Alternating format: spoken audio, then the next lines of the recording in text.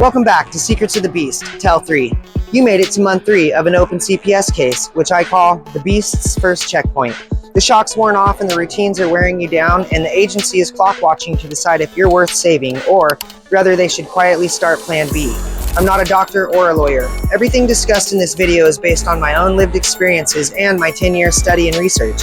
Everything in this video can be found online and can and should be cross-referenced by you for your own understanding.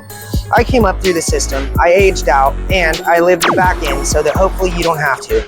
This one is fact-heavy and tactical. Month 3 is where cases get decided or reloaded, so listen close. The Beast is not human. The Beast is a 3-part machine. First engine is intake. Schools, hospitals, hotline, housing apps, Medicaid logs, attendance sheets. That's the raw feed. The second engine is scoring. That's the middleware that strips out the story of your life and converts it into risk scores and coded dashboards. The third engine is operations. That's people in meetings with budgets. They're moving those flags into placements, services, and billing codes. You don't fight those people. You fight their architecture. And right now, I know your body is in fight or flight. Somebody walked into your life and just basically said you're not a good enough parent. Your nervous system screams fight. Argue with the worker, fight with the judge, prove yourself in the courtroom. That's natural, that's biology. But it's also a trap. The Beast feeds on your fight response. It expects it, it codes it, and it drags your file deeper. You can't swing at the caseworkers and expect to hit the Beast. They're not the Beast. They're just routers logging your every spike. The real Beast never shows up in your home or your court. It lives in the middleware, in the software, it's in the code, and the reimbursement triggers. Now here's the psych piece that nobody ever tells you. That urge to fight is called reactance theory. Humans push back when we feel controlled. CPS uses this against you. They load you with demands, rules, deadlines, and then they wait for you to push back. The second you do, they log defiance. Confirmation bias kicks in right after that. Every note bends towards, see, we told you this parent is unstable. Thousands of families have been shattered because the parents wasted their fire fighting caseworkers in hallways and judges in hearings. That's not the real fight. That's the false fight. That's the one designed to keep you burning energy while their machine keeps coding you into oblivion. The real fight is different. This whole case is the pre-fight. They baited you to the line. Now, you move through the middleware, clean, deliberate, and tactical. You drop evidence at the right time without them even noticing. And you build your own record. And when their machine starves, when the Beast has to cut you loose, that's when the real fight starts. That's when you pull out your receipts and you stick the evidence straight back into the system and you take it to discovery. You drag the Beast into the light and you force accountability. The caseworkers, supervisors, the visiting aide, even the judge, they're all just instruments. They're the Beast's fingertips, not the Beast itself. If you fight them, you're fighting fingers, and the system's not interested in fistfights with humans. It wants to trigger your fight or flight so that the human in you gets angry and does something that fits their script. And then the Beast logs it. Your anger becomes the data it needs, and that's the secret. There is no winning when you turn to fight the people. The only winning move is to change the data stream that the Beast consumes. That's your power. Stop punching at hands and start rewriting what gets recorded. And you do this very strategically, tactically, deliberate, and by dropping evidence into the case file right under their noses without triggering any retaliation. The Beast picked the fight and brought you to the line. Know this case, your open case right now, it's not the fight. And here's the reality on timing. Most jurisdictions hit a formal review between day 60 and day 90. The agency has to tell the judge whether your plan is working or whether a concurrency plan needs to be added. The federal timeline that drives filings do not wait for your healing. By month 3, the system is already projecting trajectories. Your job for the next 30 to 60 days is to make them stop predicting failure and start predicting reunification. Let me teach you how the Beast thinks by showing you the cognitive tricks and the bureaucratic tendencies that it relies on. And then I'll tell you exactly how to break those tricks. In psychology, this first pattern is called confirmation bias. It's first described by Peter Wasson in the 1960s. Wasson showed that when people form a hypothesis, they tend to notice the data that supports it and ignore the data that contradicts it. In child welfare staffings, it looks like this. If a worker forms an early impression that a parent is unreliable, every missed appointment becomes evidence and every late text is proof. Every success is rationalized away as temporary. The consequence is a one-sided file. The counter is brutal in its simplicity. You must make contradicting evidence easy to find and impossible to ignore. Don't just hope that the workers will remember your wins. You create a weekly packet that lands in the agency email, in your lawyer's inbox, and in the CASA's file. Title it Progress Summary with the date, one-line headline, and scanned receipts. Put certificates, lab reports, a landlord letter, signed support affidavit. visit photos if they're allowed, and 2 sentences from the therapist's progress notes, all on one page. Send it every Friday like clockwork. If you followed me from the start, you have this already in place. Watson's lesson is that the human brain goes looking for confirmation. You force the brain to see confirming facts by presenting them faster and more visible than the negative noise. You make the file itself argue your case. Now, watch this one.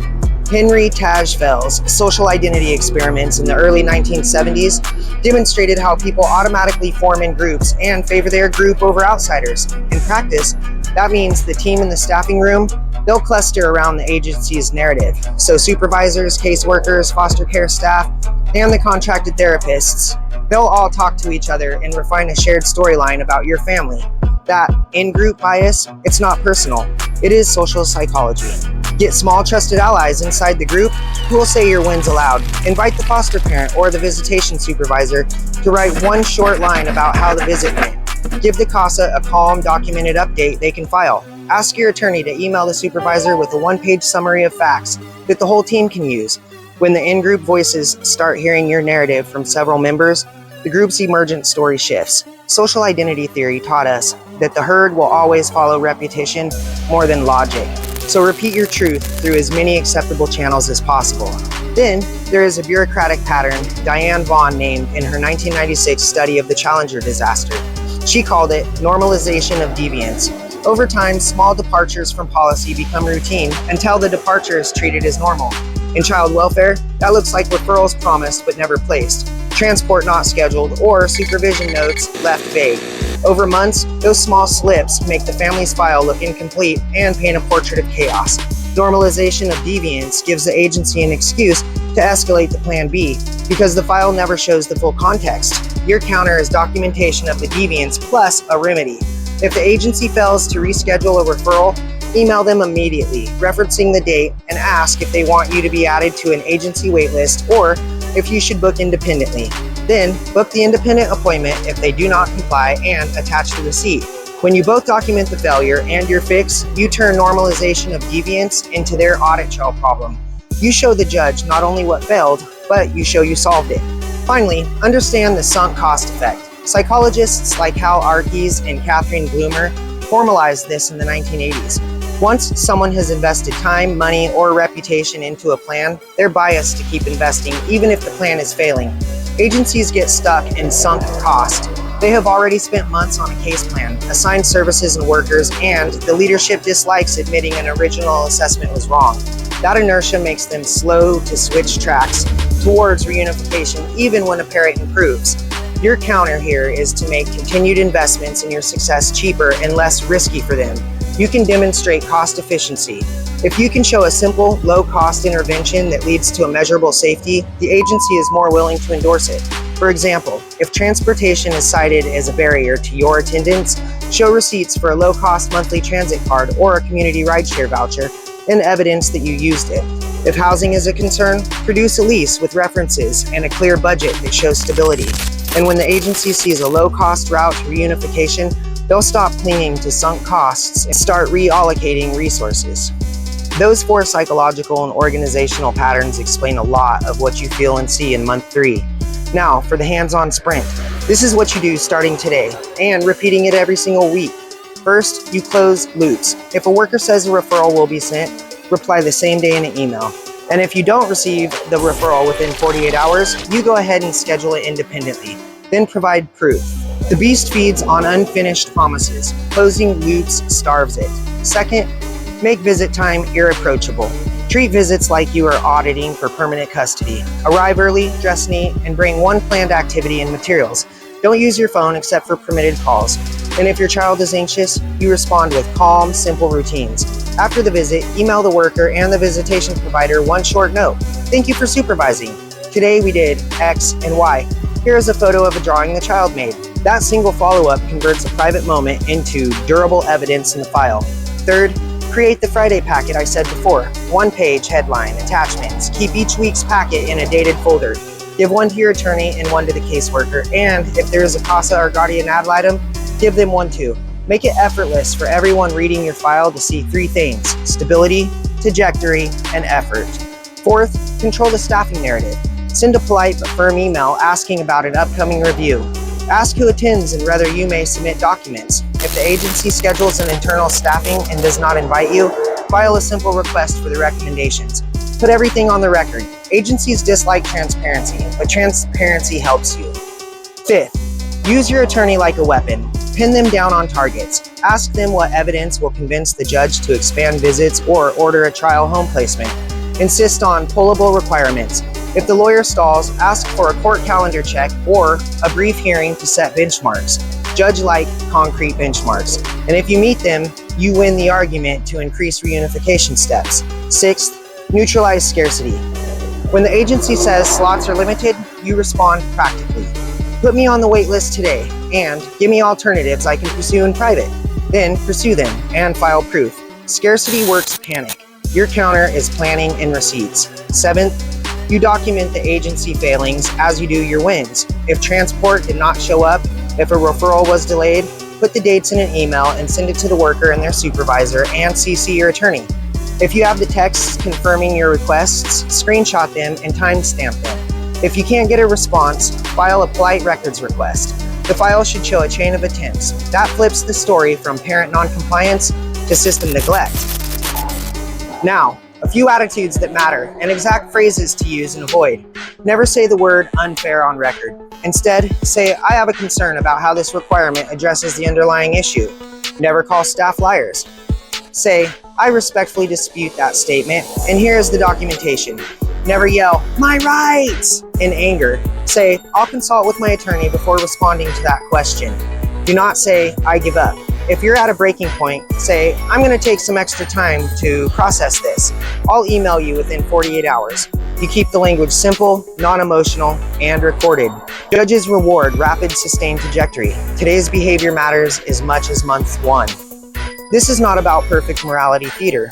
This is about being undeniable. You don't need to impress anyone emotionally. You need to present a record that is boringly solid. That is how you beat confirmation bias. That's how you penetrate in-group stories and how you expose normalization of deviance inside their own process. It's how you overcome sunk cost inertia.